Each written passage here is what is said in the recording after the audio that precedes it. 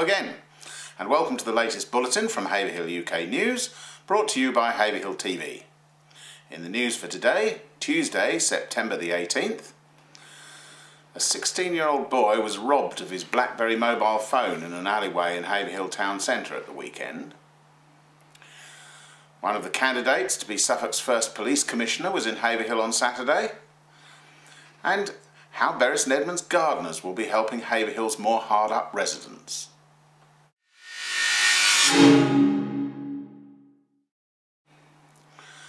Police are appealing for witnesses following a robbery in Haverhill at the weekend. At around 2 AM on Saturday, as a 16-year-old boy walked along an alleyway off the high street, he was approached by two men who demanded money and his mobile phone from him. The boy initially refused, but when threatened by the men, he handed over his BlackBerry curved mobile phone.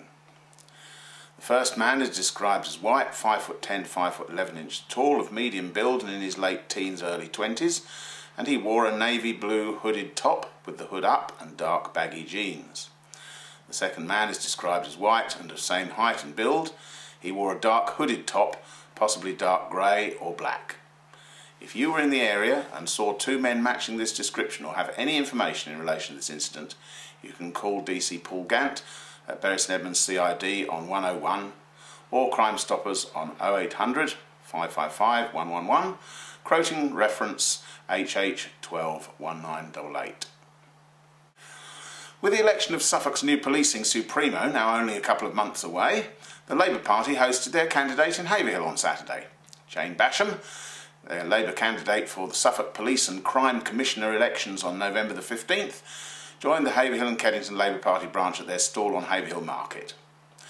The Commissioner will replace Suffolk Police Authority, which has until now been responsible for the county's police force.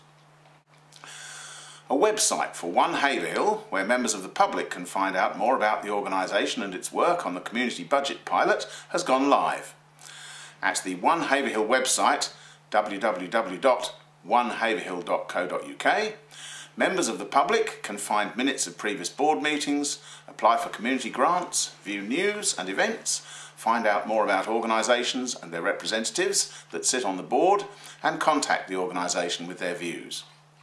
One Haverhill is an independent board that is bringing organisations and resources together to make them more effective and efficient in the town, aimed at providing one voice for Haverhill. And finally, gardeners in St Edmunds have got a new allotment on which they are providing fresh produce for Haverhill people who are struggling financially. Tenants of Havebury, St Edmundsbury's main housing provider, have turned into gardeners for a community allotment project in St Edmunds. Green-fingered volunteers are working on 5 plots at the Milden Hall Road estate, which were provided by Haverbury early this year.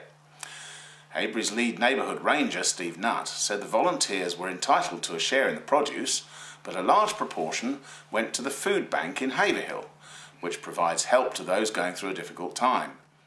Sport, and Haverhill Rovers beat Saffron Walden 4-2 at home in the FA Vase on Saturday.